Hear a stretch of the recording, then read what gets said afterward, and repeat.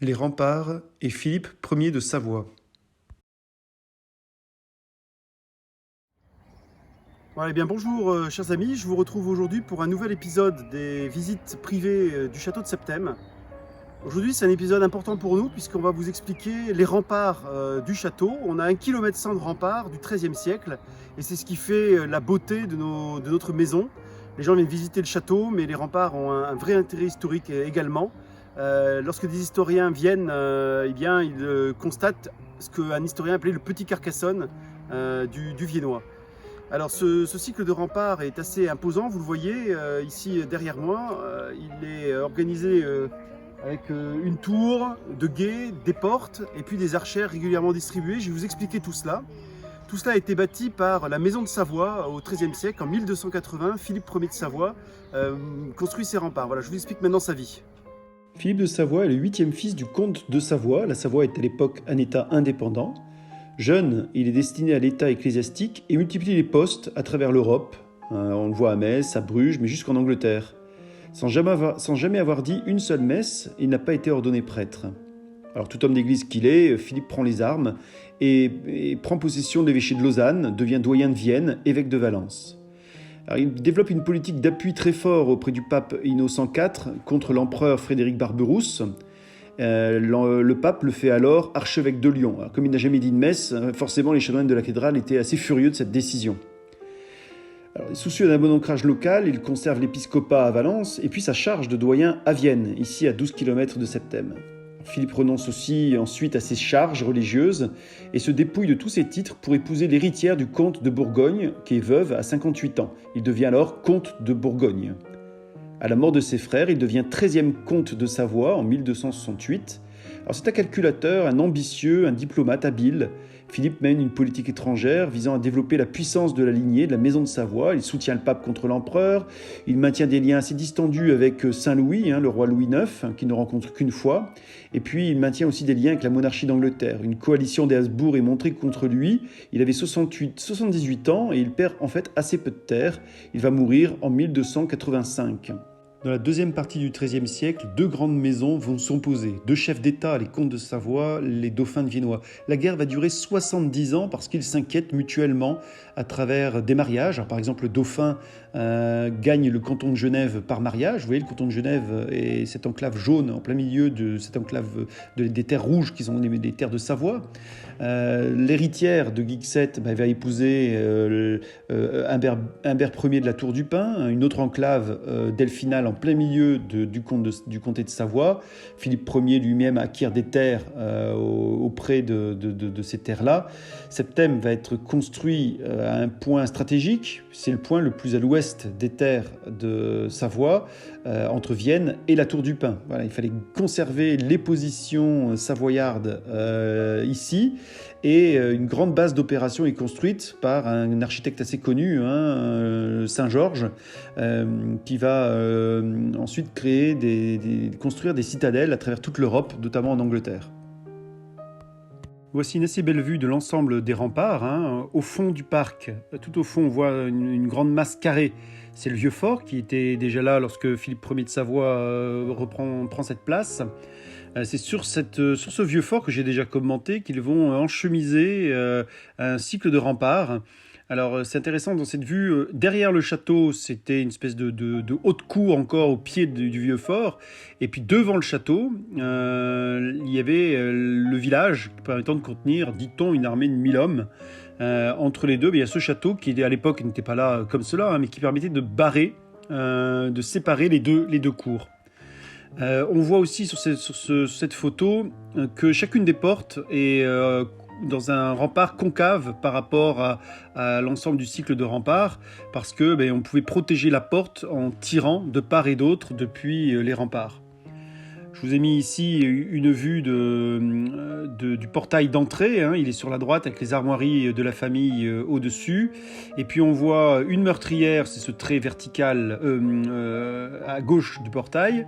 On voit encore sur la gauche un trou oblique, ça c'est une canonnière. Et puis encore plus loin, à gauche de la butte, là, on voit un trou, c'est une latrine, une sortie d'une latrine. Je vous mets ici le détail d'une archère.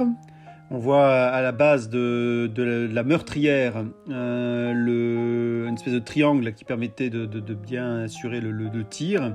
Je vous mets aussi le détail des armoiries au-dessus du porche principal du château, avec à gauche du blason les armoiries Kergorlay et à droite les armoiries d'Albon, surmontées d'une couronne de marquis, puisque la terre de Septem depuis Louis XIV est un marquisat. Voilà, une dernière vue du cycle de remparts côté ouest, côté couchant, on voit l'étendue de cette muraille. Sur cette partie du rempart, vous voyez des trous ménagés dans la muraille à un rythme assez régulier. Ce sont les restes des points d'ancrage des échafaudages. Voilà, lorsque on montait le rempart, et bien l'échafaudage montait au fur et à mesure. Et on a encore gardé les trous depuis le XIIIe siècle, ici sur cette partie du rempart. Vous retrouvez également la poterne du château. Vous voyez, dans cette partie ici, qui est la partie la moins exposée à l'assaillant, on trouve une arcade qui a été murée. Il y a une petite porte qui avait été ménagée un temps à l'intérieur, c'est cette poterne. Alors la poterne dans un château, c'est classique, dans tous les châteaux, c'est une porte qui est ménagée dans la muraille au point le moins attaquable, le moins vulnérable de la cité. C'est cette porte qu'empruntaient les villageois lorsqu'ils voulaient sortir au moulin, qui sont juste en bas, au point d'eau. Voilà, c'était le passage usuel pour les villageois. Cette porte est bien protégée, il y a de ce côté-ci une meurtrière qui permettait de protéger la porte, et puis il y a de l'autre côté la tour de guet, qui permettait en fait de faire un tir croisé lorsque l'assaillant éventuellement voulait pénétrer par cette poterne. Alors cette poterne a été murée lorsque le village a été détruit, mais on voit encore sur le plan du cadastre napoléonien de 1825 le passage et la route qui passait par là. Nous avons conservé l'intégralité des archères du château, on en a 44. Et vous voyez ici 4 très belles archères du XIIIe siècle dans la barbacane. Alors la barbacane, c'était un point avancé, saillant, permettant de protéger des portes, le portail principal, le portail nord, et puis la poterne du château qui est de l'autre côté. Vous voyez ces 4 chambres de tir dans lesquelles pouvaient se placer les archers.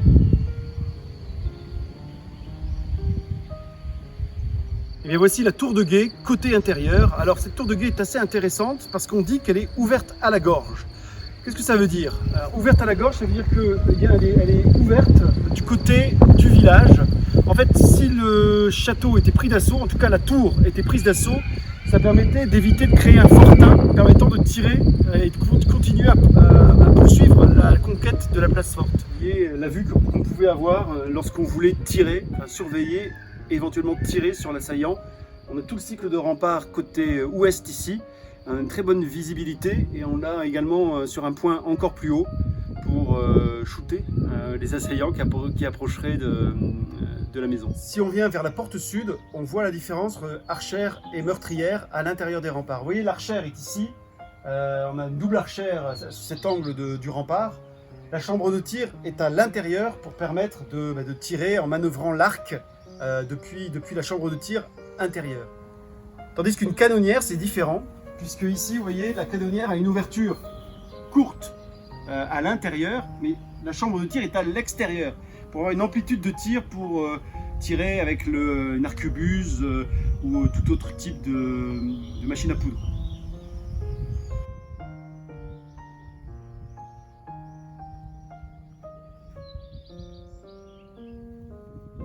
Voilà, nous sommes maintenant sur la partie est des remparts. On voit à nouveau les chambres de tir qui s'égrènent, j'allais dire, tout au long de la muraille.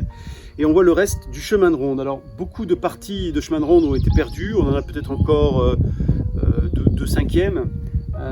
Et on voit encore un escalier. Voilà, à plusieurs endroits, on a des escaliers comme cela. On en a 2 qui permettaient de gravir les degrés nécessaires à la surveillance des abords. Je vous présente maintenant la porte Saint-Georges. La porte Saint-Georges, c'est la porte historique, d'entrée historique du château. Je vous ai montré le grand portail, il est du XVIe siècle, le portail nord. En fait, l'entrée historique était à un endroit que les visiteurs ne voient pas, côté est, avec le cycle de rempart qui est vraiment complètement concave pour amener à cette porte-là, donc une porte très protégée. Cette porte, on va redevenir l'accès principal du château, puisque les visiteurs vont pouvoir déambuler maintenant côté est pour rentrer dans les remparts. Alors peut-être à cette saison, peut-être à la prochaine, je ne sais pas encore. Vous avez vu, il y a un détail encore d'un masque au-dessus du portail, qui est un peu abîmé, mais qui permettait de faire grimacer ceux qui y rentraient. Alors voyez, on va rentrer par ici, sur les portes blindées de fer. Et le système faisait qu'il y avait 2 murailles de part et d'autre, comme un couloir, qui permettait, lorsque l'assaillant peut-être avait pénétré avec des coups de boutoir sur la porte, avait pénétré la muraille, eh bien, de pouvoir être assailli par les défenseurs de la place forte. Et pareil que ça faisait un tas d'hommes qui empêchaient les assaillants suivants d'arriver. Voilà, c'est là que s'achève notre visite des remparts de Septème, cette place forte depuis le XIIIe siècle. On a la chance d'avoir conservé l'intégralité du cycle de remparts, et il me semblait important de faire quelques zooms sur ce patrimoine. J'espère que vous avez passé un bon moment et je vous dis à bientôt.